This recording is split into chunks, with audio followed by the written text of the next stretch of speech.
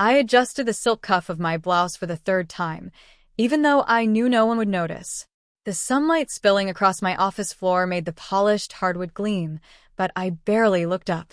My phone buzzed insistently on the mahogany desk, the vibration sharp against the glass frame holding a photo of my daughter, Lily, smiling with her little hands clutching a pair of worn, tattered rags, the gift my father had so proudly handed her years ago.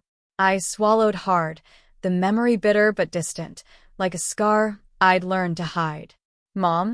Lily's voice chirped through the video call, bright and unbothered. She didn't know the history, the humiliation behind those rags. I smiled, keeping my tone light, careful, composed. "Hi, Pumpkin. How's your day?" The message notification blinked again. An email from a familiar name I hadn't expected. My father. He wanted to meet. My chest tightened. After everything, after the years I'd silently clawed my way up, did he really think he could walk back in? I leaned back in my chair, letting the soft leather hug me, my fingers tracing the edge of a business card from a company I now owned, the very company he had once been fired from. Irony, sharp and delicious, flickered across my mind. I was calm, poised, even powerful now, but the hurt lingered, a quiet hum beneath the surface. And in that hum, I realized this meeting wouldn't just stir memories. It would demand a reckoning. I remember that day like it was yesterday. I was 24, juggling a part-time job, a barely furnished apartment, and the heavy expectation of being the perfect daughter. My father had come over, grinning in that smug way he always did when he thought he was teaching me a lesson. He handed Lily a small bundle, wrapped in newspaper and tied with a faded string. "Here, your daughter deserves something special," he said, his eyes glinting with amusement. I forced a smile, but my stomach twisted when I saw what was inside. Rags. Old, torn cloth, barely holding together, and yet he presented them as a gift, a token of his so-called generosity. I stared at him, heart pounding, hands trembling. I wanted to cry, to scream, to tell him how humiliating it was. But I didn't. I swallowed the lump in my throat, my daughter looking up at me innocently, unaware of the insult. "Thank you, Daddy," Lily said cheerfully, hugging the rags like they were treasures. And I smiled, hiding the rage and shame that burned inside me. Later that evening, I sat on the floor of my tiny apartment, Lily asleep on my lap, the rags folded neatly beside me. My grandmother had once told me, "Maria, don't let anyone define your worth. You choose it every single day." Her words echoed, soft and steady, through the storm of my emotions. And in that moment, I made a decision. I would not let my father's cruelty, or anyone else's, determine our path. I started sketching ideas for a small business, a venture where creativity mattered more than pedigree, and where Lily could grow without the sting of judgment. I knew it would take years, sacrifice, endless sleepless nights. But the seed was planted that night, nurtured by frustration and determination. Those rags, a symbol of belittlement in my father's eyes, became a reminder of what I needed to prove, not to him, but to myself. That night, I whispered to Lily, brushing a strand of hair from her forehead, "We'll show them one day. We'll turn their doubts into our strength." And for the first time, I felt a flicker of hope, a spark that would carry us far beyond the reach of his disdain. I'll never forget the first night I stayed up until 2 a.m., staring at my laptop screen, tracing the lines of a business plan I barely understood. Lily was asleep in her crib, her tiny breathing a soft rhythm that kept me grounded. I had no mentor yet, no investors, just a fierce determination to turn our lives around. Those rags, the cruel gift from my father, lay folded neatly on my desk, a reminder that we had something to prove. Then came Claire, a retired entrepreneur I met at a local networking event. She believed in me when I barely believed in myself. Her words were simple but profound. "Maria, your story, your vision, it's your power. Don't let anyone take that from you." With her guidance, I began to navigate the labyrinth of permits, suppliers, and marketing strategies. Some days, I felt like I was drowning, emails unanswered, deals falling through, sleepless nights where my eyes stung and my hands shook. But I refused to quit. Every small victory felt monumental. The first client who actually paid on time. The first shipment that arrived without disaster. The first positive review that called our products innovative and heartfelt. Slowly, our modest apartment became a headquarters, then an office. The smell of coffee and printer ink became our daily ritual. The late-night calls with suppliers were the background music of our rise. I became adept at hiding our progress from my family. Every post on social media was carefully neutral, modest, nothing that could hint at the empire I was quietly building. My father still assumed I was struggling, Lily's fatherless childhood a silent commentary on my supposed failures. But inside, I was creating something unstoppable. The transformation didn't happen overnight. I learned how to negotiate contracts, manage employees, and even lead with empathy, something I never saw modeled in my own home. I worked tirelessly, often doubting myself, questioning whether I was enough. But the more I accomplished, the more the doubts shrank. I realized that the gift of those rags had been a twisted kind of inspiration. They had reminded me of what I didn't want: humiliation, dependence, and defeat. I vowed that my daughter would never inherit that. By the time Lily was 7, our brand had grown beyond our city. We were known for quality, ingenuity, and heart. I watched her play one afternoon, tiny hands clutching a new, pristine blanket, and I thought of the rags. What had been intended as an insult had become a foundation, a quiet spark of rebellion and ambition. We had transformed a cruel joke into the first step of a legacy. And through it all, I kept one truth hidden. I wasn't just building a business. I was building a fortress of independence, a life where neither my father's scorn nor anyone else's doubts could ever touch us again. The day finally arrived. My father had called, insisting on a chat, as if years of absence and dismissive behavior could be erased with a polite meeting. I agreed, my voice steady, betraying none of the tension coiling in my chest. I chose to meet him at my office, our headquarters, rather than a neutral cafe. I wanted him to see, to feel the full weight of what he had underestimated all those years ago. The elevator doors opened to a space that mirrored every sleepless night, every sacrifice, every whispered dream I had held close to my chest. Polished hardwood floors reflected the sunlight streaming in from floor-to-ceiling windows. Elegant artwork adorned the walls, each piece carefully chosen. Not for status, but because it told a story of growth, resilience, and vision. A large oak desk sat at the center, organized with precise care, while a small shelf held framed photos of Lily and me, the rags long gone, replaced by beautiful keepsakes from our journey. He walked in, eyes scanning the office, lips parting as if to speak, but no words came. My father, who had once given my daughter tattered cloth and laughed, now stood in stunned silence.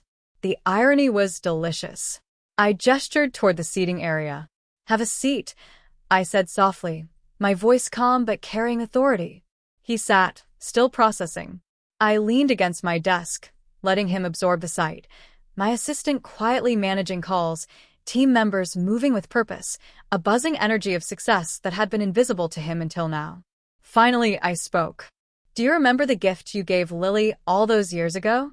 My tone was gentle, almost conversational. He swallowed hard, shifting in his chair, avoiding my gaze. "Rags. You thought it was clever, funny even." I let a small smile play on my lips. "Those rags taught me one thing. I will never let anyone define our worth, especially not you." Then I let the truth drop like a hammer. "The company you were fired from, I own it now. Every division, every client, every decision rests with me. Your dismissal years ago, well, that was just the beginning of our story. And now we lead. Lily and I built this. From nothing. From the rags." He stared, disbelief etched across his features. I watched the color drain from his face as he tried to reconcile the daughter he had dismissed with the woman who now commanded the empire he had once taken for granted. I don't understand," he stammered, voice barely audible. "You will," I said simply. And when you do, you'll realize that the life you thought you controlled was nothing compared to the one we created. For the first time, I saw shame, regret, and a flicker of pride. Too late, but real. The power had shifted entirely. The girl who had cradled tattered rags in her arms had become a woman who cradled an empire, and no amount of disbelief or guilt could undo that. I walked past him to the window, letting the afternoon sun illuminate the skyline. Our skyline now. Our vision realized. I didn't need him to apologize. I didn't need him to understand fully. I only needed him to see, and perhaps for the first time he did. I turned from the window, letting the weight of the moment settle in the room. My father was silent, his eyes flicking nervously around my office, taking in every detail that spoke of the life he had dismissed. The irony wasn't lost on me, and yet, beneath the satisfaction, I felt a calm clarity. I had the power now, but power without purpose was hollow. "Here's the thing," I began, my voice steady, unwavering. "You're seeing me now, but seeing isn't enough. Change isn't automatic and reconciliation isn't free. There are conditions." He blinked, startled. "Conditions?" he asked hesitantly. Yes. "Conditions," I repeated. "First, you have to acknowledge your mistakes, truly. Not just nod politely, not just say words, but understand the damage you've caused and commit to doing better. Second, you must let Lily grow without your judgment. She's brilliant, capable, and she deserves to carve her own path without fear of ridicule." He shifted uncomfortably, and I held his gaze. "Third, if you want any involvement in our lives, my life, Lily's life, you must abandon toxic behaviors. No more belittling, no more manipulation, no more arrogance disguised as wisdom. If you can't do that, you step back. Period." I paused, letting the words sink in.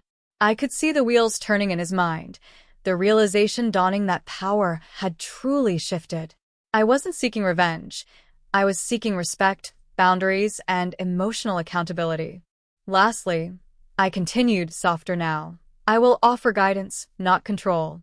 If you genuinely want to contribute to Lily's life, you must pursue growth yourself.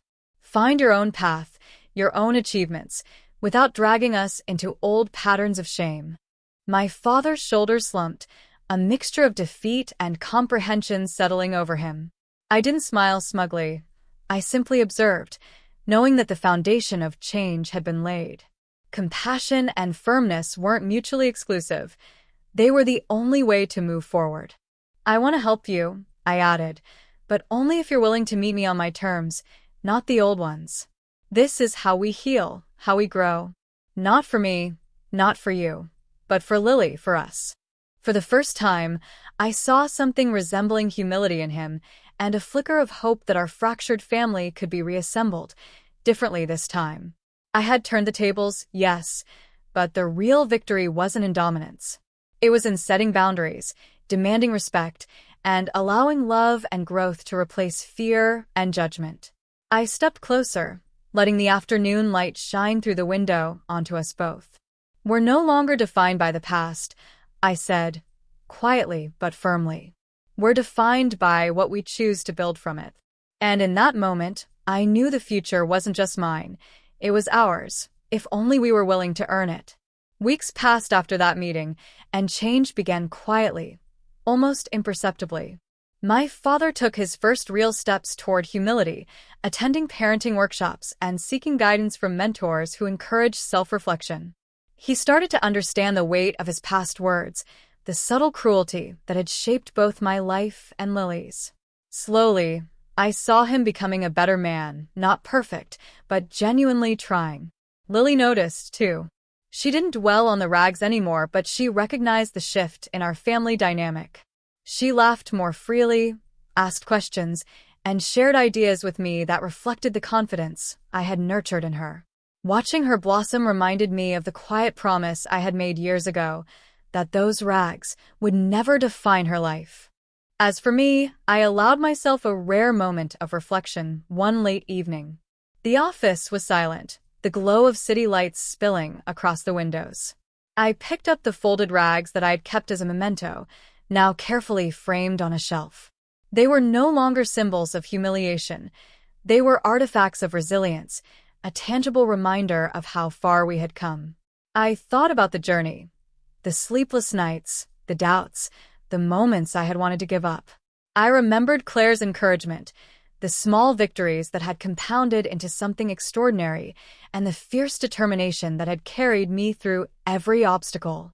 Most importantly, I remembered the vow I had whispered to Lily years ago, in that tiny apartment, that we would rise above cruelty, above dismissal, above anything that tried to tell us we weren't enough. And we had. I smiled softly, brushing a loose strand of hair from my face, feeling a peace I had never known before. Strength and compassion could coexist, I realized. Power could be wielded with grace. And the past, no matter how painful, could be transformed into a foundation for the future. I looked at Lily, asleep on the couch after a long day of school and play, her small hand still curled in a fist of determination, a mirror of the spirit I had cultivated in her. "We've done it," I whispered, my voice carrying pride and love. "We've turned our doubts into our strength." And in that quiet moment, I understood the final truth. The rags had never been a gift from my father. They had been a chow.